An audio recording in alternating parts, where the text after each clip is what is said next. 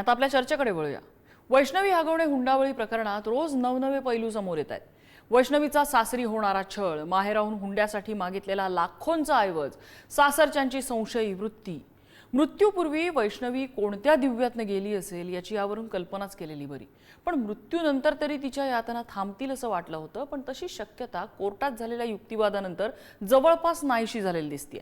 हगवणे कुटुंबाच्या वकिलांनी कोर्टामध्ये जे जे काही युक्तिवाद केले त्याने भल्या भल्या कायदे पंडितांना तोंडात बोट घालायला लावलेत। सगळ्यात आधी म्हणजे पत्नीच्या कानाखाली मारणं हा छळ नव्हे असा युक्तिवाद ॲडव्होकेट दुशिंग यांनी केलेला आहे, जे हगवणे यांचे वकील आहेत। त्यासोबत त्यांच्या युक्तिवादात वैष्णवीच्या चारित्र्यावर चिखल उडवणारे अनेक आरोपही आहेत। काय म्हणायचं काय या सगळ्याला? हुंड्यासाठी छळ करूनही सुशेगात राहणाऱ्यांचा हा न्यू नॉर्मल आहे की काय? वैष्णवी गेली, मात्र तिच्या मृत्यूला कारणीभूत ठरलेली वृत्ती पालीच्या तुटक्या शेपटासारखी अजूनही फडफड करते। त्याचं काय करायचं? हे सगळं कधी संपणार? वैष्णवीला न्याय मिळणार आहे का? हाच आहे आपला आजचा चर्चेचा मुद्दा।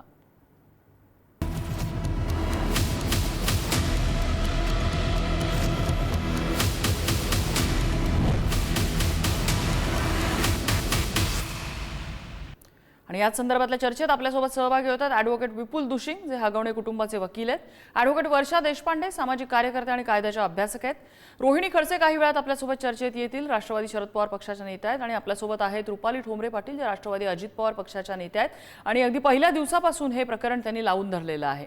मी सुरुवातीला ॲडव्होकेट वर्षा देशपांडे यांच्याकडे जाईन। वर्षाताई, ज्या पद्धतीने हा युक्तिवाद करण्यात आलेला आहे, चारित्र्यावर संशय घेणं किंवा पत्नीच्या कानाखाली मारणे म्हणजे छळ नव्हे, काय म्हणायचं काय अशा दाव्यांना, अशा युक्तिवादाला?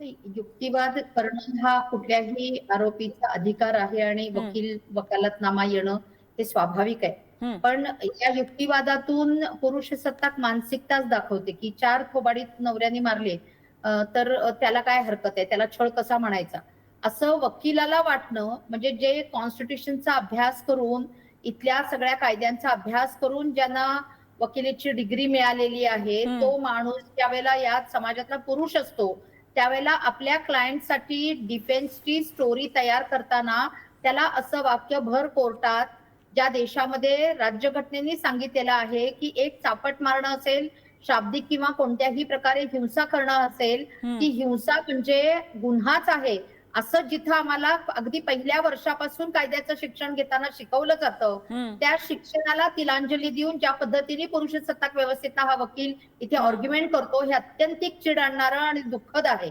त्यामुळे डिफेन्स हा जरी म्हणजे आरोपीला वकील मिळणं हे जरी स्वाभाविक असलं, तर या पद्धतीचे डिफेन्स येणं म्हणजे आतापर्यंत आपल्याकडे सहज म्हणून बायका ती म्हण म्हणायच्या की पावसानं झोडलं, नवऱ्यानं मारलं, सांगायचं कुणाला? तर आम्ही म्हणायचो की बाबासाहेबांच्या संविधानाला सांगायचं आणि हक्क मागायचा की हिंसामुक्त कुटुंब आणि हिंसामुक्त जीवन जगणं हा इथल्या प्रत्येक नागरिकाचा हक्क आहे। असं असताना कोर्टात असा जर कोणी बोललं जात असेल तर रोहिणी खडसे जे म्हणाल्या त्यांच्याशी, त्यांच्या भावनेशी मी सहमत आहे, पण एका हिंसेसाठी दुसरी हिंसा करणं हे आपल्याला मान्य नाही आणि म्हणून कायद्याच्या कक्षेत राहून यांना शिक्षा झाली पाहिजे, अशीच आपली भूमिका असली पाहिजे। पण या वकिलांचं हे आर्ग्युमेंट अत्यंतिक चुकीचं आहे। पुढे जाऊन एखाद्या महिलेची सरळ सरळ डिफेन्स स्टोरीसाठी स्वतःच्या घरातली सून ती मृत्युमुखी पडल्यानंतर ह्यांनी मारली, तिने आत्महत्या केली, ते गुलदस्त्यात आहे, ते आज उद्या कोर्टात सिद्ध नक्कीच होईल। पण त्या सूनेची ज्या पद्धतीने इथे चारित्र्य हनन केलं जातं, उठसूट त्यांनी उठायचं आणि बाई माणसाच्या चारित्र्यावर उतरायचं आणि ते भर कोर्टात या पद्धतीने बोललं गेलं, हे अत्यंतिक चिड आणणार आहे। या पद्धतीचा डिफेन्स एक्सेप्टेबल नाहीच आहे आणि म्हणून कुणीतरी याच्यासाठी मग वेगळा मार्ग होता, घटस्फोट घ्यायचा होता, त्याच्यासाठी मारून टाकणं हे कुठल्या कायद्यात बसणार आहे? त्यामुळे चारित्र्य हनन मृत्यू पश्चात वैष्णवीचं ज्या पद्धतीने केलं जातं ते महाराष्ट्रासारख्या सुसंस्कृत देशामध्ये आम्ही अजिबात सहन करणार नाही। अगदी कोणालाही चीड आणणारी ही गोष्ट आहे। मी रुपाली पाटील यांच्याकडे जाईन। रुपाली ताई, या सगळ्यामध्ये एक गोष्ट अशी आहे की वैष्णवीच्या यातना मृत्यूनंतर सुद्धा थांबलेला नाहीये। ज्या पद्धतीने युक्तिवाद करून, जसं आता वर्षाताई म्हणाल्या की चारित्र्य हनन केलं जातंय, काहीही आकृत गोष्टी ह्या न्यायालयामध्ये सांगितल्या जातात आणि आज जर आपण बघितलं असेल तर कोर्टाने शशांक, त्यांच्या सासू आणि नणंद या तिघांना न्यायालयीन कोठडी दिली आहे। कदाचित त्यांना आज उद्याकडे बेल सुद्धा मिळू शकेल। मग काय म्हणायचं, असे दावे करून एक प्रकारे त्यांना कोठडीतनं बाहेर काढलं जातंय, जाण्याचा प्रयत्न आहे आणि कदाचित तो वर्क होतोय की काय अशी भीती आता वाटायला लागली आहे। सगळ्यात महत्त्वाचं वैष्णवी हगवणेचा जे काही आत्महत्येला प्रवृत्त करून तिला आयुष्य संपवायला भाग पाडणाऱ्या हगवणेंना कायद्यानुसारच शिक्षा होणार आहे. नक्कीच की तिच्या त्या वेदना, तिला तिला दिलेला छळ, कसपट्यांनी तिची मांडलेली कहाणी, त्या हगवण्यांचे राजकीय पक्षात असून सुद्धा त्यांनी केलेली क्रूरता, या सगळ्या गोष्टींनी अक्षरशः महाराष्ट्र हळहळ करत आहे. पण एक आपण याच्यात लक्षात घेतलं पाहिजे, या पॅनलवरच्या ज्या सगळ्या माझ्या सहकारी आहेत त्या कायद्याची त्यांनी सनद घेतलेली आहे आणि जे त्या आरोपींचे वकील आहेत विपुल दुशिंग तेही वकील आहेत आणि ते प्रॅक्टिसिंग आहेत. आता ह्या वकिलांमध्ये दोन अजून पार्ट आहेत, काही सनद घेतलेले असतील आणि काही प्रॅक्टिसिंग असतील. तर मुळामध्ये एक लक्षात घ्या, विपुल दुशिंग यांनी आरोपींनी ज्या काही त्यांना सूचना माहिती दिल्या त्याच्यावरनं त्यांनी कोर्टामध्ये जे काही आर्ग्युमेंट केलं त्यांना कोणती गरजच नव्हती की कोर्टाच्या बाहेर येऊन मीडियाला ते सगळं आर्ग्युमेंट सांगायची. ज्याप्रमाणे आपल्या सगळ्यांकडं आरोपीच्या वकिलाचं आर्ग्युमेंट आलं, तर सरकारी वकिलाचं आर्ग्युमेंट आपल्यासमोर का नाही आलं? कारण का सरकारी वकिलांना बंधन असतं, त्यांना एवढा फ्रीडम नाही देत की तुम्ही बाहेर येऊन सगळं इन्व्हेस्टिगेशन तुमचं आर्ग्युमेंट सांगायला. आणि दुसरी गोष्ट अशी आहे याच्यामध्ये की जे आर्ग्युमेंट विपुल दुशिंग यांनी केलं त्यांनी सुप्रीम कोर्टाचा एक केस लॉ त्याच्यामध्ये दिला की 4 कानाखाली मारल्या म्हणजे तो छळ होत नाही. तो ज्या सुप्रीम कोर्टाने ज्या केससाठी दिला होता तो या केसमध्ये आहे का नाही याचा अधिकार, निर्णय घेण्याचा पूर्ण अधिकार हा मेहरबान न्यायाधीशांचा आहे. त्याच्यामुळे विपुल दुशिंगनी काय आर्ग्युमेंट केलं आणि त्याच्यावर लगेच त्यांनी त्यांची कोर्टाने निर्णय दिलेला आहे का? तर नाही. त्याच्यामुळे त्यांच्या आर्ग्युमेंट घेऊन आमचं म्हणजे आपली वैष्णवी चारित्र्यहनन होती का, मग तिला असं कसं बोलले, या ज्या गोष्टी आहेत ना या कायद्याच्या ह्याच्यातनं आपण खूप भावनिकेतनं बोलतोय. जर वैष्णवीला न्याय द्यायचा असेल तर आपल्याला कायद्याचे पुरावे, इव्हिडन्स, पंच आणि आतापर्यंत ज्या ज्या काही गोष्टी आपल्या समोर आलेल्या आहेत या सगळ्या पुराव्यानुसार या हगवण्यांना शिक्षा 100% लागणार. परंतु त्याच्यामध्ये ज्या चर्चा होताना दिसतात, आपण असं समजू वैष्णवी कुठल्या तरी परपुरुषाशी बोलत होती. आता तिचा नवराच एवढा विकृत आहे, तो कुणाशी बोलल्यावर तिच्यावर संशय घेतो म्हणून तर तिने आत्महत्या केली ना. म्हणजे त्यांच्याच वकिलांनी तो दुजारा आपल्याला दिलेला आहे. दुसरी बाजू पण तुम्ही बघितली पाहिजे की येस म्हणजे शशांकनी तिचा छळ केला, मानसिक केला, शारीरिक केला, हुंडा घेतला, तिला जगू दिलं नाही. प्रत्येक संशयावरनं साहजिकच आहे, कुठल्याही पोरीला ज्या मुलाबरोबर प्रेम विवाह करून एवढा सुखाने संसार करायची स्वप्न बघितली होती, बापाकडे जाऊन 10 वेळा सगळ्या यांच्या ज्या मोठमोठ्या गोष्टी ती पूर्तता करत होती, ती बाई मानसिक कुठेतरी हलणार ना हो.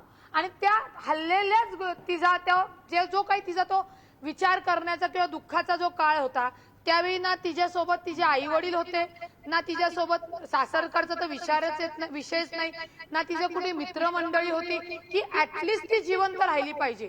वैष्णवी हगवणे एकच आहे का? तर नाही. खूप महिला आहेत, म्हणजे मी तुम्हाला आता सांगू शकत नाही. माझ्या ऑफिसच्या बाहेर सासरकडचे छळ करतात म्हणून रांग लागलेली आहे. रांग म्हणजे मला असं आयोगाला म्हणायचंय की तुम्ही यंत्रणा कार्यरत करा. या सगळ्या महिला मी पाठवते. अक्षरशः आई वडील रडतायत सगळ्या गोष्टीत नाही. त्याच्यामुळे जे आरोपीचे वकील आहेत त्यांनी त्यांचं आर्ग्युमेंट केलेलं आहे. एवढंच मी म्हणेल की आमच्यात म्हणजे जेव्हा या रोहिणी खडसेताईंनी असं ठीक आहे एक महिला म्हणून त्यांनी भावना व्यक्त केला तेव्हा आमच्या पुणे बार असोसिएशननी निषेध ठेवला. सगळे वकील आता येऊन या घटनेचा निषेध करतायत की आम्ही कोर्टातलं आर्ग्युमेंट जे करतो याच्यावर जर सुद्धा मीडिया आणि लोक बंधन आणणार असतील मग संविधान पाळायचं कुणी, हाही एक मुद्दा त्यातनं आला. तर विषय असा आहे की मी दुशिंग यांच्याशी बोलल्यानंतर सांगा विचार एवढंच माझं म्हणणं होतं त्यांना की तुम्ही मीडिया समोर येऊन आर्ग्युमेंट सांगणंच गरजेचं नव्हतं, कारण का मीडिया ट्रायलनी न्याय मिळणार नाहीये. त्यांनी त्यांचं आरोपीचं वकीलपत्र घेतल्यानंतर जे काही त्यांना आर्ग्युमेंट करायचं ते त्यांनी केलेले, ते मान्य करायचं की नाही हे न्यायाधीश ठरवणार आहे. त्याच्यामुळे न्यायाकडे न वळता आपण जर ह्या साईडने असं गेलो तर मला असं वाटतं कुठेतरी आपण न्यायाला भडकटून जाऊ. त्यापेक्षा जे काही जसं विपुल दुशिंगचं आर्ग्युमेंट बाहेर आलं, सरकारी वकिलांचं आलेलंच नाहीये, त्याच अपोज पद्धतीने सरकारी वकिलाचं सुद्धा आर्ग्युमेंट झालेलं आहे. ते कोणीच पुढे सांगायला येत नाहीये. हाही आपल्याला मला सगळ्यांना तुमच्या माध्यमातून सांगायचंय. आणि ही हुंडाबळीची केस आहे, 100% याच्यामध्ये पुढे चार्जशीटमध्ये ज्या काही गोष्टी येतील त्याच्यामध्ये त्यांना ती शिक्षा होईल. नाही रुपालीताई, इथे प्रश्न कुठे उपस्थित होतो की ज्या वेळेला हे आर्ग्युमेंट होतं, ज्या वेळेला माध्यमांच्या समोर हे सगळंच्या सगळं सांगितलं जातं ज्या पद्धतीने येऊन की आम्ही असं आर्ग्युमेंट केलं आणि त्यानंतर हे असं झालेलं आहे, आणि त्याच्या दुसऱ्याच दिवशी ज्या वेळेला पोलीस कोठडी 1 दिवसाची संपते आणि न्यायालयामध्ये आणलं जातं 3 आरोपींना, त्यांना न्यायालयीन कोठडी दिली जाते, ज्यांना कदाचित पुढच्या काही दिवसामध्ये 1-2 दिवसांमध्ये कदाचित, मला अर्थात त्यांच्यावर कलमकुटची अजून कल्पना नाहीये, पण कदाचित त्यांना बेल मिळू शकते, ते बाहेर पडू शकतात तुरुंगामधनं. अशा वेळेला कुठेतरी याची भीती वाटायला लागते की अरे असले ट्विस्टेड आर्ग्युमेंट्स हे न्यायापासून तर दूर नेणार नाहीयेत ना. ही कुठेतरी भीतीची गोष्ट आहे. मी वर्षाताईंकडे जाईन. आता रुपाली ठोंबरे यांनी मांडलेली बाजू तुम्ही ऐकलेली आहे. तुमचा कायद्याचा अभ्यास काय सांगतो? रुपालीताई, मी येते आपल्याकडे परत. की जे काही आर्ग्युमेंट कोर्टासमोर झालं आणि पब्लिक डोमेन मध्ये आलं, कोर्टासमोर होतं तेव्हा ते पब्लिक डोमेन मध्ये असतंच, डायरेक्टली मीडिया समोर येऊन सांगण्याची गरज नव्हती, सांगितल्याने तसा फरक पडला नाही. पण मला पुढे जाऊन मॅजिस्ट्रेट कस्टडी मिळाली आणि पुढे त्यांना जामीन मिळेल ही जी तुम्ही भीती व्यक्त करताय त्याच्याशी मी पूर्ण सहमत आहे. आणि म्हणून सरकारी पक्षाची आता ही जबाबदारी राहील की कुठल्याही परिस्थितीत न्यायालयीन कोठडीतून त्यांना जामीन मिळणार नाही.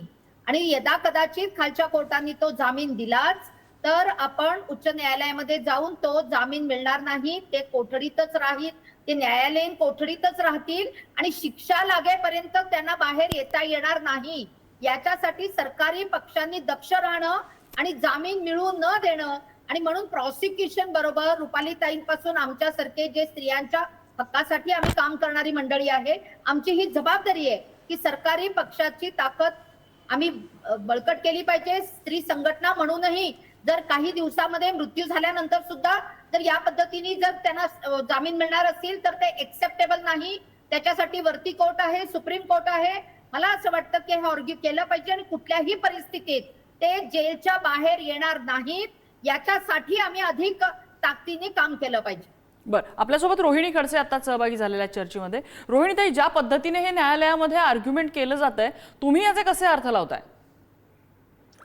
पावनचं जर सगळं कालचं आर्ग्युमेंट बघितलं असेल तर आर्ग्युमेंट मध्ये जे काही मुद्दे मांडलेत, माझा सुरुवातीपासूनचा पहिला प्रश्न असा आहे की पहिले पोलिसांना जे प्रथम दर्शनी दिसलं होतं की त्या वैष्णवीच्या अंगावरती ज्या खुणा आहेत, ज्या जखमा आहेत, ह्या जखमा बघितल्यानंतर देखील हत्या ह्या मार्गाने ती चौकशी का करण्यात आली नाही, हा सगळ्यात पहिला मुद्दा आहे. अजूनही हत्येच्या दिशेने चौकशी होताना दिसत नाहीये. ही हत्या नाही, हिला नंतर कांगोरे अनेक फोडण्याचा प्रयत्न होतोय. मग तिच्या चारित्र्यावरती देखील प्रश्न उपस्थित करण्यात आले, सगळं बोलण्यात आलं. पण पहिला मुद्दा जो माझा आहे त्या प्रश्नाकडे अजूनही मला उत्तर तसं मिळालेलं नाही. ही सगळी जी काय चौकशी होते किंवा पोलीस यंत्रणेकडनं निष्काळजीपणा म्हणावा किंवा ह्या सगळ्या ज्या गोष्टी आहेत याचं कोणीतरी पहिले बाहेर येऊन उत्तर द्या ना. तुम्ही पहिला जामीन भेटलेला आहे, आता पुढच्या जामिनांकडे आपण जाणार आहोत का? म्हणजे हळूहळू कसं तरी करून हे सगळ्यांना जर जामीन मिळणार असेल तर वैष्णवीला न्याय मिळेल कसा? प्रथम दर्शनी नाही. आता तर तिच्या पीएम रिपोर्ट मध्ये देखील हे उघड झालेलं आहे की तिला तिच्या मृत्यूच्या आधी प्रचंड विकृतीपणे तिला मारहाण झालेली आहे. त्या मारहाणीचं काय? ती मारहाण कुणी केली? मग ती जर तिची आत्महत्या सिद्ध करण्यासाठी अनेक तिच्या चारित्र्यावरती जर तुम्ही संशय घेत असाल तर पहिले तिला मारहाण कुठे, कुणी, कशी केली हे पहिले आम्हाला सांगा. तेही सगळं जी आर्ग्युमेंट काल कोर्टामध्ये झाली त्याच्यामधून बाहेर येणं गरजेचं होतं. एकच बाजू मीडियातनं बाहेर आली. आणि मी इथे एक उदाहरण पण नक्की देईल की जे स्वारगेटला एका मुलीवरती अत्याचार झाल्याची घटना होती, त्याही वेळेस एका वकिलांनी तिने संगनमताने तो त्यांचा संबंध ठेवलेला होता असं त्या केसमध्ये सांगण्यात आलं होतं. त्याही वेळेस त्या मुलीच्या चारित्र्यावरती संशय घेण्यात आला. सगळ्यांनी त्या मुलीला दोषी ठरवलं आणि मग नंतर कोर्टात हे निष्पन्न झालं की त्या मुलीचा दोष नव्हता. म्हणजे मला सांगा, एखाद्या मुलीच्या चारित्र्यावरती बोलणं एवढं सोपं आहे? म्हणजे कुठेतरी एक परसेप्शन क्रिएट करायचा प्रयत्न आरोपींकडनं होतोय असं म्हणताय तुम्ही? हो, पण जर ठीक आहे. माझं एवढं म्हणणं आहे की जर कुणीतरी खोटे आरोप करून जर हे परसेप्शन तयार करण्याचा प्रयत्न करत असेल आणि हे जर सिद्ध झालं की हे आरोप खोटे होते, तर न्याय व्यवस्थेमध्ये अशा खोटी मांडणी करताना त्यांना शिक्षा होणार आहे का? नाहीतर विचारू. आपण महिलांच्या चारित्र्या बाबतीमध्ये बोलतच राहायचं. बर. सीतेला पण रोहिणीताई, ज्यांनी हे युक्तिवाद कोर्टात केलेला आहे ते ऍडव्होकेट विपुल दुशिंग, जे हगवणे कुटुंबाचे वकील आहेत, ते आपल्यासोबत आहेत. ऍडव्होकेट दुशिंग, कानाखाली मारणं हा छळ होत नाही असा जो तुम्ही युक्तिवाद केलेला आहे न्यायालयामध्ये, हा कशाच्या आधारे केलेला आहे? म्हणजे आपल्याकडे डोमेस्टिक व्हायलन्ससाठी एवढे कायदे आहेत, एवढ्या त्यासाठी उपाययोजना आहेत, आणि कानाखाली मारणं हा डोमेस्टिक ऑफेन्स होऊ शकत नाही? डोमेस्टिक व्हायलन्सचा ऑफेन्स नाहीये हा? काल कोर्टामध्ये ज्यावेळेस युक्तिवाद करण्यात आला होता, त्या युक्तिवाद आमचा हा अनेक माननीय मुंबई उच्च न्यायालय आणि माननीय सर्वोच्च न्यायालय यांचे जे यापूर्वी अशा प्रकारच्या केसेस मधले जे न्यायनिवाडे होते त्याचे दाखल्यांवरती हा युक्तिवाद आधारित होता. माझं आपण जर मीडिया मध्ये समोरचं जे स्टेटमेंट जर आपण व्यवस्थित ऐकलं तर मी तिथे स्पष्ट केलेलं होतं, हे माझं ओपिनियन नसून हे या जजमेंट्स मध्ये जे काही नमूद केलेलं आहे त्याच्यावरती आमची आर्ग्युमेंट आधारित होती. त्या जजमेंटमध्ये असं स्पष्टपणे आहे की एखादा असा ऑड इन्सिडन्स, कुठल्या तात्कालिक कारणावरून नवरा बायकोमध्ये भांडण झालं, त्या भांडणातनं जर एखाद्या नवऱ्याने तिला मारहाण केली एखाद्या दिवशी, तर प्रत्येक मारहाण ही हॅरेसमेंट ह्याच्या व्याख्येमध्ये येत नाही. आपली जी केस आहे ह्याच्यामध्ये पूर्वीचे सेक्शन सांगतो तुम्हाला, 304B म्हणजे डावरी डेथ, 498 हे कलम ह्याच्यामध्ये या केसमध्ये लावलेले आहेत. तर त्यासाठी हॅरेसमेंटची जी व्याख्या आहे त्या व्याख्येमध्ये बसणारं हे कृत्य हवंय. एखाद्या व्यक्तीने अशा रागाच्या भरात एखाद्याला मारहाण केली, त्याला त्या प्रमाणामध्ये कायद्यामध्ये शिक्षा दिलेली आहे, तशी तरतूद कायद्यामध्ये आहे. तर केवळ फक्त त्याला मारलं, त्याच्या अंगावरती एखाद्या ह्याला वळ दिसले एखाद्या व्यक्तीच्या शरीरावर, ह्याच्यानी तिला आत्महत्या करण्यास त्यांनी प्रवृत्त केलं असं म्हणता येत नाही. असे लिहिलेले जजमेंट्स आम्ही काल न्यायालयासमोर मांडलेले होते. पण म्हणजे यामध्ये जी विक्टिम आहे वैष्णवी, तिला मारहाण झालेली होती असं हे मान्य केलेलं आहे म्हणजे तुमच्या पक्षाने? कोणीच मान्य केलेलं नाहीये. मारहाण झालेली होती, ही मारहाण झाली त्या दिवशी झाली का, घटनेच्या दिवशी, याबद्दलचा कुठलाही साक्षीदार, पुरावा किंवा वैद्यकीय प्रमाणपत्र आज रोजी उपलब्ध नाही. बरं, ठीक आहे. त्याच्यामुळे हे मीडियाने तुम्ही प्रश्न तुम्हाला रोहिणी खडसे तिला त्या दिवशी मारहाण झाली आहे. बरं, ठीक आहे. रोहिणीताई बोला. मला या निमित्ताने एक विचारायचं आहे की ठीक आहे, 4 थप्पड किंवा 4 काढाखाली मारला हा तुमच्या कायद्यामध्ये सुप्रीम कोर्टाचा तुम्ही त्याला उदाहरण देऊ शकता किंवा त्याला जोडणी करू शकता. पण वैष्णवीच्या केसमध्ये तिच्या शरीरावरती 29 ठिकाणी जखमा आहेत. 29 ह्या जखमा ती तिच्या सासरी राहत होती, त्या तिच्या सासरी राहत असतानाच्याच 29 जखमा तिच्या अंगावरती तिच्या मृत्यूच्या वेळेस दिसलेल्या आहेत. हे पीएम रिपोर्ट मध्ये आलेलं आहे. अशा परिस्थितीमध्ये 4 चापट मारणं आणि 29 जखमा असणं हे सुप्रीम कोर्टाच्या जजमेंटनुसार बसतंय का? आणि मला असं वाटतं की ही सगळी केस सहानुभूतीपूर्वक विचार करणं, किंवा आपण म्हणतो ना की प्रत्येक प्रोफेशन मध्ये काही एथिक्स असतात, त्या एथिक्स मध्ये बसणारी केस आहे का? म्हणजे जे मुद्दे आपण मांडतो आहेत याच्यामध्ये जर आपण पूर्ण बघितलं तर वैष्णवीच्या केसमध्ये तिच्या जेठाणीने पण तक्रार नोंदवलेली आहे, तिच्या जेठाणीने पण तक्रारी नोंदवलेल्या आहेत, वैष्णवीच्या आई वडिलांनी देखील पुरावे दिलेले आहेत की त्यांच्याकडनं हुंडा घेण्यात आला. हे सगळं आपण बघितलंय. अजितदादांच्या हातूनच स्वतः फॉर्च्युनरची गाडी देण्यात आलेली आहे. हे सगळं आपण बघितलं. आणि एका बाजूला हा जो काही चारित्र्यावरती हनन करणारे जे प्रश्न काल गेलेले आहेत, माझं खरंच सगळ्यांना म्हणणं आहे की प्रोफेशन मध्ये काम करत असताना काही एथिक्स आणि काही सामाजिक बांधिलकी म्हणून आपण काम करणं गरजेचं असतं. काहीतरी आपलं समाजाला देणं असतं आणि त्या समाजाच्या बांधिलकीमधून काही गोष्टी कराव्या लागतात. प्रत्येक ठिकाणी पैसा किंवा त्या तऱ्हेचं केलेलं काम मुद्दा लक्षात आला. आपल्याकडे वेळ लिमिटेड आहे रोहिणीताई. वर्षाताईंचाही मी प्रश्न घेते आणि मग मी वकिलांकडे येते, त्यांनी एकत्रित उत्तर द्यावं. वर्षाताई थोडक्यात.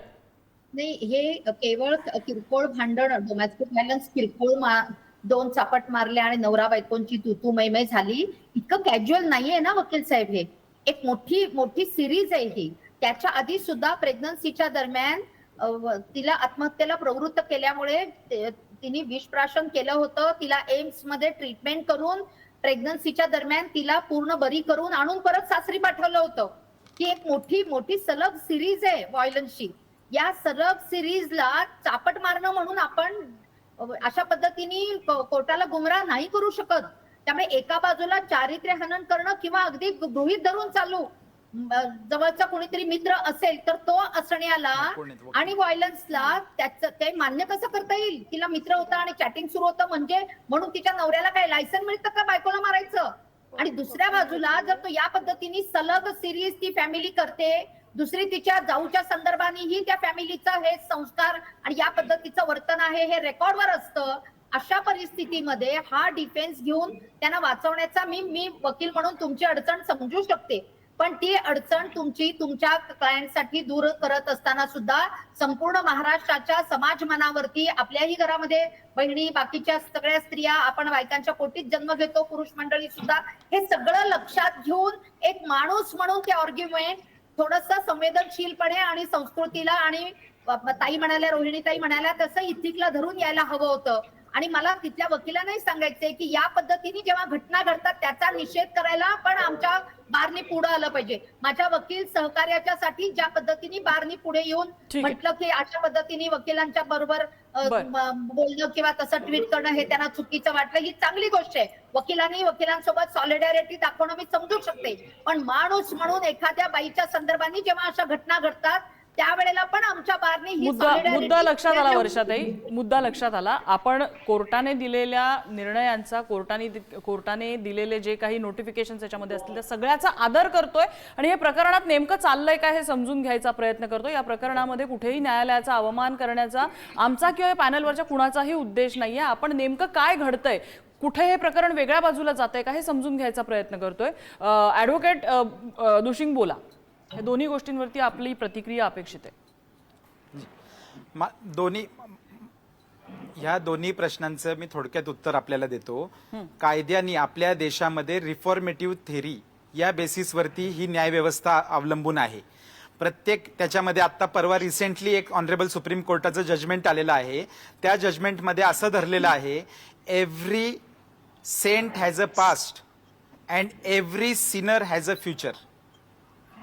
ह्या एका वाक्यावरती म्हणजे वाल्याचा वाल्मिकी कसा होतो, हे जी काही एनॉलॉजी आहे ह्याच्यावरती आपल्या देशाची न्यायव्यवस्था अवलंबून आहे. त्यामुळे आपल्या देशामध्ये टेररिस्ट लोकांना सुद्धा वकील पुरवलेला गेलेला होता. कसाबची केस जर आपण बघितली तर कसाबला सुद्धा न्यायालयातर्फे वकील देण्यात आलेले होते, त्यांची सुद्धा बाजू त्यांना मांडण्याचा अधिकार दिलेला होता. त्यामुळे आपलं जे माझ्यावरती ऑब्जेक्शन आहे की आपण ही केस का घेतली, तर वकिलाला मी जर केस, एखाद्या व्यक्तीची जर केस रिफ्यूज केली तर माझ्यावरती बार काउन्सिलमध्ये ऍक्शन होऊ शकते. जोपर्यंत केस रिफ्यूज करण्यासाठी कुठलंही संयुक्तिक कारण नसतं तोपर्यंत केस रिफ्यूज करता येत नाही. त्याच्यामुळे मला असं म्हणता येणार नाही की पब्लिक सेंटिमेंट असं आहे, मीडियाचं म्हणणं असं आहे. वर्षाताईंनी आता जसं सांगितलं की पूर्ण महाराष्ट्राचं तुम्ही रोष ओढावून घेतलेला आहे. हा धोका मी पत्करलाय. का पत्करला आणि त्याचं मी फेस पण करतोय कालपासनं. हा धोका कशासाठी पत्करलेला आहे, तर मी माझा वकील, आम्हाला हा कोर्ट कशासाठी दिलेला आहे, तर हा कोर्ट आम्हाला माणूस आणि प्रोफेशनल वकील ह्याच्यामधला फरक करून देण्यासाठी हा कोट दिलेला आहे. तर मी ज्यावेळेस हा कोट परिधान करून कोर्टासमोर जातो त्यावेळेस माझ्या मनामध्ये कुणाबद्दलही कुठल्याही प्रकारची भावना नसावी. माझा फक्त शुद्ध हेतू असावा माझ्या क्लायंटला, माझ्या आशिलाला योग्य रीतीने त्याला रिप्रेझेंट करण्याबाबतचा, आणि तेच मी करत आहे. त्याच्यानी हे मला एक अतिशय खेदजनक आहे की आम्ही केलेला युक्तिवाद आम्ही कोर्टाच्या बाहेर येण्याच्या अगोदर मीडियाने प्रसिद्ध केला आणि त्याच्यामध्ये बऱ्याचशा मीडिया रिपोर्ट्समध्ये काही चुकीचे मजकूर प्रसिद्ध झालेला होता. त्याच्यामुळे त्याचं क्लॅरिफिकेशन देण्यासाठी मला मीडिया समोर यावं लागलं. की ज्या गोष्टी मी बोललो नव्हतो त्या वेगळ्या पद्धतीने रिपोर्ट करण्यात आलेल्या होत्या आणि ते क्लॅरिफाय करण्यासाठी मला यावं लागलं होतं. आणि रुपालीताईंना आता पण मॅडमचा तुम्हाला जो काही प्रश्न प्रश्न आहे विचारायचा? महत्वाचा बर. की हो हो हो रुपालीताई बोला. हा की मॅडमचा जो प्रश्न आहे मुळामध्ये एक लक्षात घ्या, कायदा डॉक्टर बाबासाहेब आंबेडकर यांनी लिहिलेलं संविधान आणि घटना या भावनेवर चालत नाही. मुळामध्ये ऍडव्होकेट दुशिंग यांनी जे काही सांगितलं, त्यांनी त्यांचे ऍडव्होकेट जे काही प्रोफेशनल इथिक्स आहे, त्यांच्या आरोपीचं जे काही म्हणणं आहे ते कोर्टासमोर मांडलं. मला माहितीये वैष्णवीच्या बाबतीत म्हणजे इव्हन मी तुम्हाला सांगते, ते बाळ पोलिसांना देता येत नव्हतं. पोलीस रक्षणासाठी असून सुद्धा ते बाळ मी आजी आजोबांकडे हे केलेलं आहे. परंतु आपण हे ध्यानात घेतलं पाहिजे, जर त्या आरोपींची बाजू त्यांच्या वकिलांनी मांडली नाही आणि जर त्यांना डायरेक्टली कोणती शिक्षा झाली, कायद्याच्या दृष्टीने तेही त्याच्यामध्ये न्याय झाला असा होणार नाही. मला रोहिणी ताई असतील, या आपल्या दुसऱ्या ताई आहेत, माझ्या भावना बाई म्हणून खूप तीव्र आहेत, लक्षात घ्या, पण कोर्टासमोर नाही. आज आमच्या पुणे बार असोसिएशननी रोहिणीताई बोलल्यानंतर निषेध हे केला की तुम्ही वकिलाला कसं काय बोलू शकता. मुळामध्ये ज्या काही घटना समोर आलेल्या आहेत, अजून चार्जशीट जायची आहे. 16 तारखेला घटना घडली, आज तारीख आहे 29. 14 दिवशीची पोलीस कस्टडी असते, त्याच्यानंतर कायद्याने ती न्यायालयीन कोठडी मिळते. हे लक्षात घ्या. मोका वगैरे असेल तर त्याच्यामध्ये ती पोलीस कोठडी जास्त मध्ये मिळते. आपल्याला कायदा समजून त्या कायद्याचं हे करून पुढे जावं लागेल, तर आपण वैष्णवीला न्याय देऊ शकणार आहे. विनाकारण जर आपण आरोपीच्या वकिलांना याच्यामध्ये घेतलं तर ऑलरेडी ते मुळात वकील आहेत. आता त्यांनी बसल्या बसल्या सांगितलं की मीडियाने आवाज दुसरी बातमी लावली. आता मला माहितीये विपुल देशमुख हे हायकोर्टात जाणार, याचिका दाखल करणार की इन्व्हेस्टिगेशन पोलीस सगळ्यांना ओपन करतायत. आम्ही बाजू मांडल्यानंतर आम्हाला पर्सनली प्रोफेशनल इथिक्स मध्ये टार्गेट करतायत. या सगळ्या गोष्टींना कायदेशीर फाटे फुटत जाणार. त्यापेक्षा माझं म्हणणं असं आहे की त्या आरोपीच्या वकिलांनी म्हणजे विपुल दुशिंग यांनी यांचा आर्ग्युमेंट केलेला आहे, त्याचे भक्कम पुरावे, तपास, त्याची चार्जशीट याच्याकडे आपण लक्ष दिलं पाहिजे आणि हगवणे कुटुंबांना कशी शिक्षा होईल यासाठी पाठपुरावा म्हणून करणं गरजेचं आहे. बर, ऍडव्होकेट दुशिंग बोला. मला एक फक्त मुद्दा आपल्याला निदर्शनास आणायचा आहे. बोला बोला आवाज बोला, तुमचा आवाज येतोय. हा हा ह्या हो हो एक सेकंद. माझा प्रश्न असा आहे की आपण ह्या मीडियानी कालचं जे आमचं आर्ग्युमेंट होतं तर ते आर्ग्युमेंट तुम्ही क्रिटिसाइज करत आहात, पण माझा एक बेसिक प्रश्न अजूनही राहतो की जी काय आर्ग्युमेंट केलेली आहे त्या आर्ग्युमेंट वरती तपास व्हावा या मताचं कोणी आहात की नाही. जर तपास झाला आणि जर असं निदर्शनास आलं की हगवणे कुटुंबियांनी कोर्टाला मिसगाईड करण्यासाठी, मिसलीड करण्यासाठी चुकीची मुद्दा मांडलेला आहे, असं जर कधी समजा कोर्टापुढे निदर्शनास आलं, कोर्टाला निदर्शनास जर आलं तर त्यांच्यावरती कारवाई होईल. पण आपण ते हा तपासच होऊ द्यायचा नाही. तर मला असं म्हणणं आहे की माझा असा साधा प्रश्न आहे, या निमित्ताने आपण कुणाला प्रोटेक्ट करण्याचा प्रयत्न करतोय का? आम्ही जी पॉइंटेड जी 3 लोकांची नावं दिलेली आहेत तपास अधिकाऱ्यांकडे, त्या लोकांकडे तपास करू नये यासाठी हा सगळा खटाटोप कालपासून चाललाय का? त्यांना वाचवायचा आहे का? हा माझा एवढा सिंपल बेसिक प्रश्न आहे. जर तपास झाला तो खोटा ठरला यांचा दावा हगवणे लोकांचा, जो माझ्या करवी काल कोर्टात करण्यात आला, तर त्यांना कारवाई होईल, मला कारवाई होईल. मी खोटं बोललो कोर्टामध्ये, त्या कारवाईला आम्ही सामोरं जाऊ.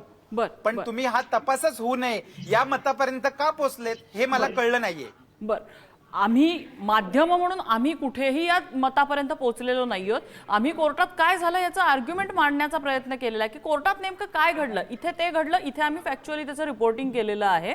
रोहिणीताईंना मगाशी काही प्रश्न विचारत होता. रोहिणी खडसे बोला. मॅडम, मी काल माझे जे दोन महत्वाचे मुद्दे होते कालचे, बोला बोला, दोन मुद्दा पूर्ण महत्वाचे करा प्रश्न ऍडव्होकेट होते. दुशिंग तुमचा, मग मी रोहिणीताईंचा प्रश्न लग्न घेते. झाल्यानंतर 23 साली लग्न झाल्यानंतर मुलीच्या नावावरची जी काय प्रॉपर्टी मोठ्या बिल्डरला विकण्यात आलेली होती, त्याला या लोकांनी कधी आडकाठी केली का? ते पैसे ह्यांना कधी मागितले का? ते पैसे तुम्ही स्वतःहून मुलीला दिले का? ते पैसे तुम्हीच ठेवून घेतले? हे मी काल युक्तिवादात सांगितलं, मीडियामध्ये सांगितलं, आज त्यांच्यातर्फे प्रेस घेण्यात आली. त्याच्यात तरी तुम्हाला उत्तर देता आलं का ह्याचं? म्हणजे तुम्ही फक्त एकतर्फी बाजू मांडताय. त्यासाठी मला नाईलाज आणि मला कधी आवडत नाही मीडिया समोर कॅमेरा समोर यायला.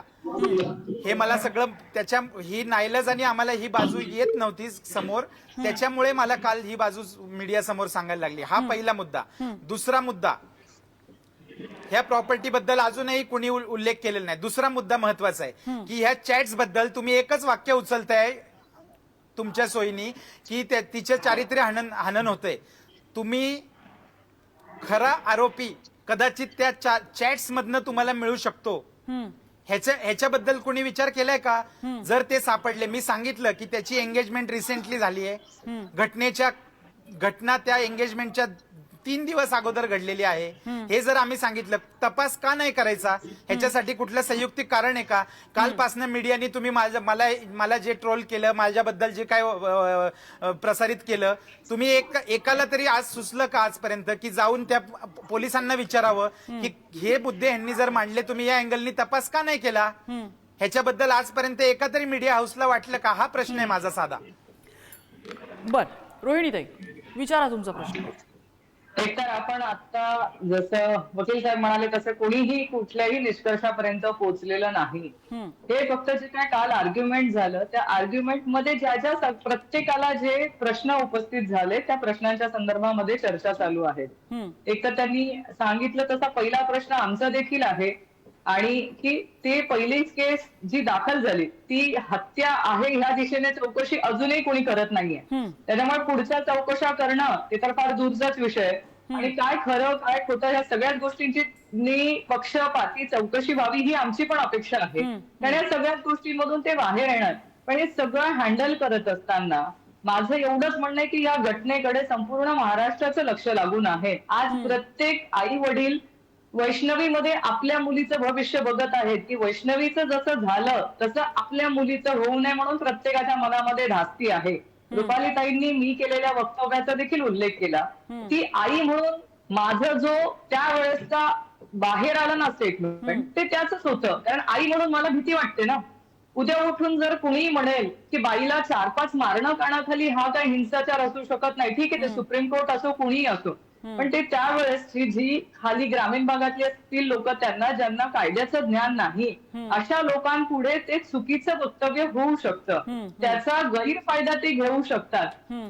मी वकील आहे, रुपालीताई वकील आहेत, वकील साहेब तिथे बसलेले, त्या सगळ्यांना माहिती आहे ते सुप्रीम कोर्टाचा निर्णय. पण हे जाहीररित्या जेव्हा आपण बोलतो मीडिया समोर ते एक वेगळा इम्पॅक्ट त्याचा होऊ शकतो. म्हणून मी म्हणाले एथिक्सच्या माध्यमातून आपल्या बोलण्याचा समाजावरती काय परिणाम होणार आहे हे सगळं आपण बघणं गरजेचं आहे.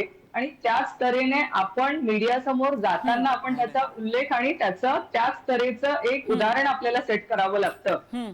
याच गोष्टीचा मी स्वतः ग्रामीण भागामध्ये बघते की महिलांना मारहाण केली जाते. त्याचा कुठलाही आता जर त्याला सुप्रीम कोर्टाचा आणि या सगळ्या गोष्टींचा आपण आधार द्यायला लागलो तर आधीच महिलांना न्याय मिळत नाहीये. फक्त वैष्णवीची एकटी केस नाहीये, अशा महाराष्ट्रामध्ये अनेक केसेस आहेत की जिथे महिलांना मारहाण केली जाते. काही पुढे येतात केसेस नोंदवायला, काही येत नाही. मग अशा किती वैष्णवींची हत्या आपल्याला बघावी लागणार आहे हे सगळं होत असताना. म्हणून एथिक्सला जाऊन जे काय शक्य होईल कायद्यामध्ये तरतूद होऊन आपले जे काय प्रोफेशनचे एथिक्स आहेत ते सगळे पाळून ह्या केसचा मीडिया समोर यावर एवढीच माझी अपेक्षा आहे. बर, माझा ऍडव्होकेट दुशिंग यांना एक प्रश्न आहे. ऍडव्होकेट दुशिंग, तुम्ही म्हणताय की कोर्टामध्ये जे काही आर्ग्युमेंट झालं, तुम्ही कोर्टातून बाहेर यायच्या आधी माध्यमांमध्ये ते चुकीच्या पद्धतीने दिलं गेलं म्हणून माध्यमांसमोर येऊन मला प्रतिक्रिया द्यावी लागली. ही झाली तुमची बाजू. माझा प्रश्न असा आहे की जर माध्यमं ही कोर्ट नाहीयेत, माध्यमं ही जज नाहीयेत, आम्ही फक्त रिपोर्ट करतोय, त्याने तुमच्या केसवर काही परिणाम होणार नाहीये, मग तुम्हाला माध्यमांसमोर येऊन ह्या आतल्या गोष्टी अशा उघड का कराव्याशा वाटल्या? आम्ही आत्ता या पॅनलवरती सुद्धा आम्ही तुम्हाला हे मुद्दे आम्हाला सांगा, आम्हाला आतल्या गोष्टी सांगा, हे आम्ही तुम्हाला अजिबात कुठेही म्हटलेलं नव्हतं. तरी सुद्धा तुम्ही सांगितलं कोणतरी एक एक्स माणूस आहे, त्याची काय एंगेजमेंट झाली, त्या एंगेजमेंटच्या आधी ही झाली, मग तुम्ही हा का विचार करत? आम्ही जज नाही आहोत हे तुम्हाला का सांगावंसं वाटतं? माध्यमांमध्ये येऊन हे तुम्हाला का सांगावंसं वाटतंय? तुम्हाला कोड कुणी ह्या गोष्टी जज कराव्या, तुमची बाजू कुणी जज करावी किंवा एक मत तयार व्हावं असं वाटतंय का तुम्हाला? कोर्ट ठरवेल ना कोण बरोबर आहे. जर समजा लोकांचं परसेप्शन जे आता काल- क्रिएट काल- झालेलं आहे ते जर चुकीचं असेल, Exactly, कोर्टाच्या exactly. निकालाने हाच ते माझा ते point समोर आहे. होणार आहे. दूध का दूध पाणी का पाणी होऊन जाईल ते कोर्टाच्या निकालाने. मला हाच मुद्दा आपल्याला स्पष्ट करायचा आहे. मगाशी वर्षाताई सुद्धा म्हणाल्या की कोर्टाला गुमराह करण्याचा प्रयत्न केला तुम्ही. गुमराह कोर्ट कधी वकील कोर्टाला गुमराह करू शकत नाही. कोर्ट हे दोन्ही बाजूची युक्तिवाद ऐकतात, कोर्टात समोर आलेले पुरावे बघतात आणि त्याच्यानंतर न्याय निर्णय देत असतात. हे कोर्टाचं काम आपण आज जास्त घाई झाल्यामुळे आपणच आज निर्णय दिलेला आहे की ही लोक दोषी आहेत. ह्यांना आज कोर्टाने दिलंय का ह्यांच्या विरुद्ध आजपर्यंत निकाल? तर कोर्टात तुम्ही आज त्यांना दोषी डिक्लेअर केले, त्यांचे जामीन होऊ नये याच्यासाठी तुमची आता चर्चा चालू आहे. हे थांबवावं हे माझं म्हणणं आहे. आणि काल तुमचा जो प्रश्न आहे तर कालचा जो जर तुम्ही व्यवस्थित पूर्ण मीडिया बाईट बघितली तर पहिल्यांदा मला पत्रकारांनी प्रश्न विचारले.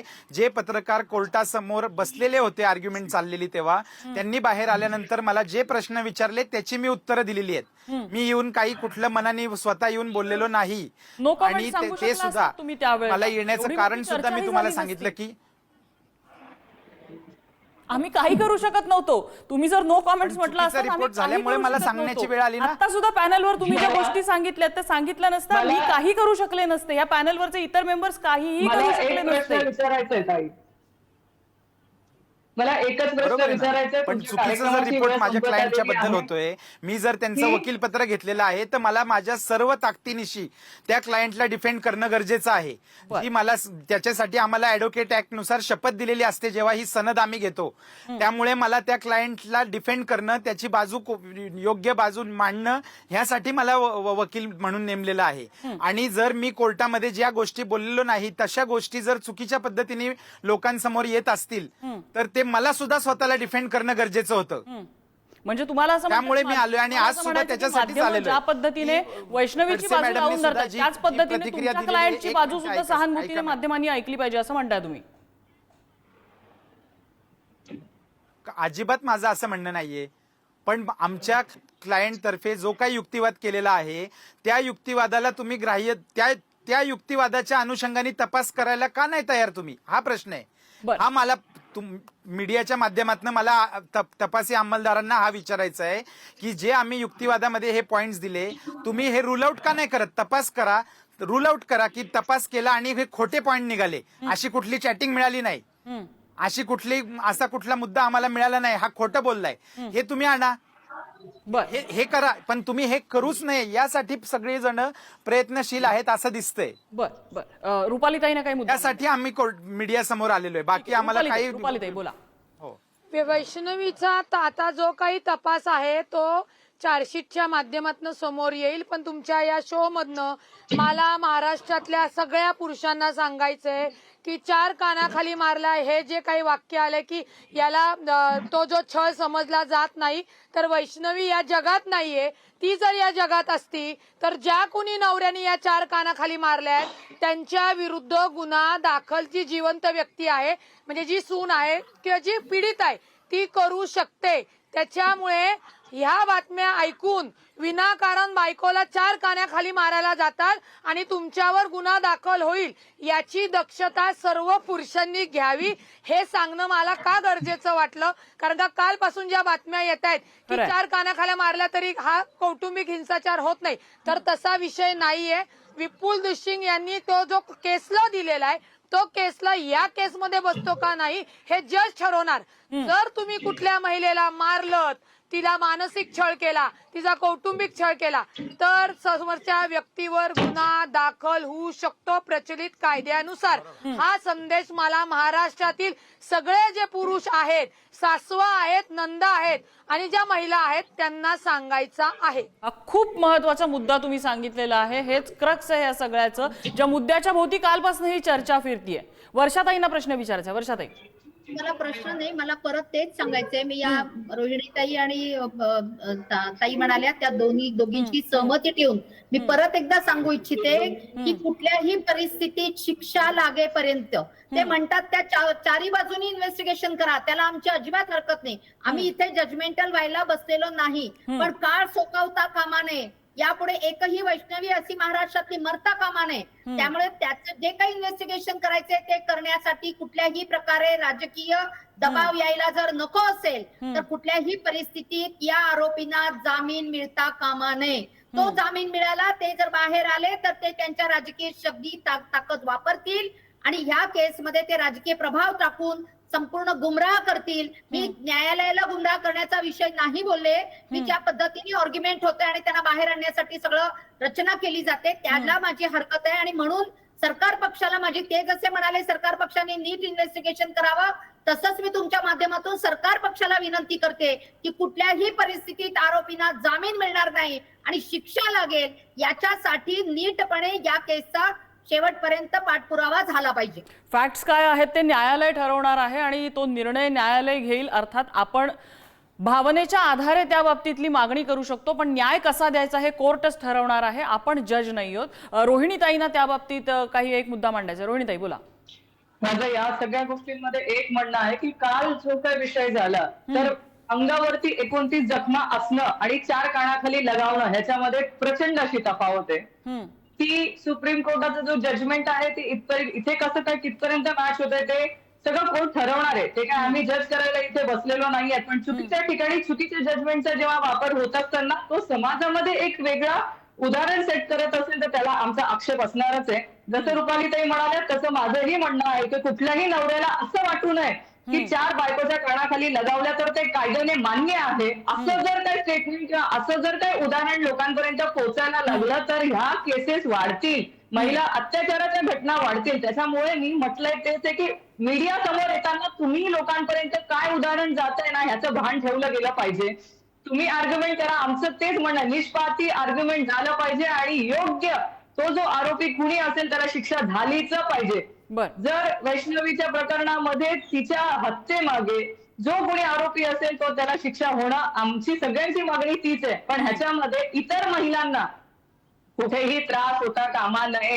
चुकीचे जजमेंट किंवा चुकीच्या जजमेंटचा आधार घेऊन लोकांना 4 कानाखाली मारण्या इतपत जर कुठे गोष्ट येत असेल मीडियामध्ये आणि त्याचा ग्रामीण भागामध्ये किंवा अशिक्षित लोकांमध्ये चुकीचा परिणाम होत असेल तर त्याचा आक्षेप आमचा आहेच. आणि मला आनंद वाटला असता की या एका स्टेटमेंट वरती जेवढा वकील संघ एकत्र आला त्यापेक्षा वैष्णवी हगवणेच्या प्रकरणामध्ये तिला न्याय मिळवून देण्यासाठी पहिल्या दिवशीपासून जे पोलिसांचं दुर्लक्ष होत आहे, महिला आयोगाचं दुर्लक्ष होत आहे, त्यासाठी सगळ्यांनी मिळून आवाज उठवला असता तर मला अतिशय आनंद वाटला असता. आपल्या बहिणी, आपल्या प्रत्येकाच्या घरात मुली आहेत, बहिणी आहेत, हा प्रत्येकीसाठीचा आवाज आहे आणि त्या आवाजासाठी सगळे एकवटले असते तर मला अजून आनंद वाटला असता. अजूनही वेळ गेलेली नाहीये. माझ्या लाडक्या बहिणींच्या पाठीशी उभं राहा. आम्हाला खरंच तुमच्या मदतीची गरज आहे. बरं, ऍडव्होकेट दुशिंग यांना काही मुद्दा मांडायचा आहे सगळ्यावरती. ऍडव्होकेट दुशिंग. हो, मला एकच ह्याला फक्त उत्तर द्यायचंय. कालपासनं मी बघतोय की माझ्या ही केस घेण्यावरनं सुद्धा अनेक मला प्रश्नचिन्ह उभे राहिले. आता खडसे मॅडमने सुद्धा हाच प्रश्न उपस्थित केला की हे एथिक्सला धरून आहे का तुमची युक्तिवाद? तुम्ही सुप्रीम कोर्टाचा न्यायनिवाडा एथिकल नाहीये, तुम्ही का दिला या केसमध्ये? समाजावरती त्याचा वाईट परिणाम होतोय. तर मला पूर्ण भान आहे की मी आता मीडियासमोर आहे, पण वकील म्हणून मला समाजाची मर्जी सांभाळणे हे माझं काम नाही. मला न्यायालयामध्ये माझ्या आशिलाची बाजू योग्य पद्धतीने मांडणे हे माझं काम आहे. ह्याच्यासाठी मला सनद देण्यात आलेली आहे. ह्याच्यामुळे मला समाजावरती माझ्या युक्तिवादाचा काय परिणाम होतो हे मला वकील म्हणून ह्याचा विचार करता येत नाही. मी एकदा कोर्ट काढला, वकील म्हणून बाहेर गेलो. जेव्हा मी सामान्य माणूस म्हणून विचार करतो तेव्हा ह्या सगळ्या गोष्टी वाईट आहेत असं दिसतातच. जेव्हा कोणत्याही गुन्हेगारीचं कोणी समर्थन करत नाही. आम्ही आरोपीचा बचाव करतो, आरोपीचा बचाव करतो, त्याच्या गुन्हेगारी कृत्याचा नाही. हे लक्षात घ्या. आरोपी ज्याच्यावरती, तो आरोपी हा शब्दच समजून घ्या की आरोपी म्हणजे त्याच्यावरती फक्त आरोप ठेवलेला आहे. आत्ता कुठलाही गुन्हा सिद्ध झालेला नाही, कोणत्याही कोर्टाने त्याला दोषी धरलेलं नाही. त्या आरोपीचं आम्ही बचाव करत असतो. त्यांनी जे काही गुन्हेगारी कृत्य झालेलं आहे त्या कृत्याचा बचाव करत नसतो बचावाचा वकील कोणताही. आणि ह्या भारतातच नाही, जगातल्या कुठल्याही बचावाचा वकील जो असतो तो फक्त त्याच्या आशिलाला रिप्रेझेंट करत असतो, त्याच्या कृत्यावरती पांघरून घालत नसतो. मला हे आपण लक्षात घेतलं पाहिजे. आणि प्रोफेशनल एथिक्स बद्दल बरेच वेळा खडसे मॅडम बोलल्या, तर मी समाजाचा, मीडियाचा किंवा ह्या अशा पब्लिक आउटक्रायचा जर विचार करून जर मी माझ्या आशिलाची योग्य पद्धतीने बाजू जर न्यायालयासमोर मांडली नाही तर तो प्रोफेशनल मिसकंडक्ट होईल. तिथे मी प्रोफेशनल एथिक्स मध्ये फेल होईल. त्याच्यामुळे माझी ड्युटी आहे, मला हा रोष काय मला चांगला वाटणार आहे का की लोकांचा रोष माझ्यावरती येतोय, माझ्याबद्दल माझ्या आई बहिणी बायको यांच्यापर्यंत तुम्ही चर्चा करताय, तर हे काय मला कोणत्या माणसाला चांगलं वाटणार आहे. पण ही माझा ड्युटीचा पार्ट आहे. हा ड्युटीचा पार्ट असल्यामुळे ह्याला मी डगमगलो नाही आणि म्हणून मी आलो. आपलाही प्रश्न होता का आले मीडिया समोर, तर ह्याचं हे कारण आहे. बर, आपल्याकडे परदेशामध्ये न्यायासाठी एक पद्धत आहे, ज्युरी मेंबर्स असतात तिकडे आणि त्यांच्यासमोर बाजू मांडली जाते आणि तिथे बरेचदा असं होतं की परसेप्शनच्या जोरावरती काही प्रकरणं, ह्या प्रकरणामध्ये न्याय खूप वेगळ्या पद्धतीने मिळतो किंवा तो न्याय असतो का हेही प्रत्येकाचं वेगळं डेफिनेशन असतं. भारतामध्ये ही पद्धत मला वाटतं स्वातंत्र्य मिळालं त्याच्या काही काळ आधी बंद झालेली होती. आता हे प्रकरण ज्या पद्धतीने चर्चेलं जात आहे त्याच्यावरनं असं वाटतं की बरं झालं ही ज्युरी पद्धत बंद झाली ते, कारण न्याय देण्यासाठी एक पूर्ण अभ्यास केलेलं, पूर्ण त्या बाबतीत कायद्याचं ज्ञान असलेले एक जज ह्या न्यायालयामध्ये बसवलेले आहेत. कुणाच्याही कुठल्याही बोलण्याचा, आम्ही माध्यमांचा किंवा समोर असलेले राजकीय नेते, इतर कायदे पंडित, सामाजिक कार्यकर्ते किंवा वकिलांनी येऊन माध्यमांसमोर केलेली स्टेटमेंट या कशाचाही परिणाम त्या न्यायमूर्तींवरती, न्यायाधीशांवरती होणार नाहीये. भारतीय न्यायव्यवस्थेची ही ताकद आहे. आपण अपेक्षा करूया की वैष्णवी हगवणे जिचा यामध्ये मृत्यू झालेला आहे तिला न्याय या सगळ्यानंतर नक्की मिळेल. या चर्चेसाठी सगळ्या मान्यवरांनी वेळ दिला, सगळ्यांचे आभार. चर्चेचा आजचा धुळा इथे जमलेला आहे.